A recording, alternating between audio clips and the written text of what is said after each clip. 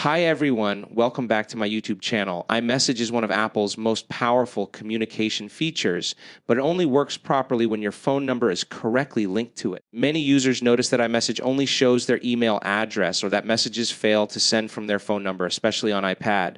In this video, I'll explain how to add your phone number to iMessage on iPhone and how to make sure it appears correctly on iPad as well. First, make sure your iPhone has an active SIM card with cellular service. iMessage cannot verify a phone number without a working SIM, so this step is essential. Once that's confirmed, open the Settings app on your iPhone and scroll down to Messages. Tap on it, then make sure iMessage is turned on. If it's already enabled, turn it off, wait a few seconds, and turn it back on to refresh the connection. Next, tap on Send and Receive. Here, you should see your Apple ID email address and ideally your phone number listed under you can receive iMessages to and reply from.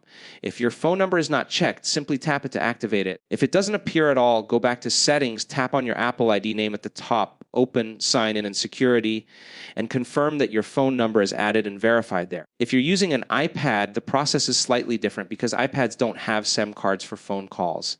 Your iPad relies on your Apple ID to sync iMessage. Make sure you're signed in with the same Apple ID on both your iPhone and iPad. On the iPad, open Settings, go to Messages, turn on iMessage, then tap Send Receive. Your phone number should appear automatically if it's linked to your Apple ID. Select it so your iPad can send and receive iMessages using your phone number. In case the phone number still doesn't show up, sign out of iMessage on both devices, restart them, and sign back in.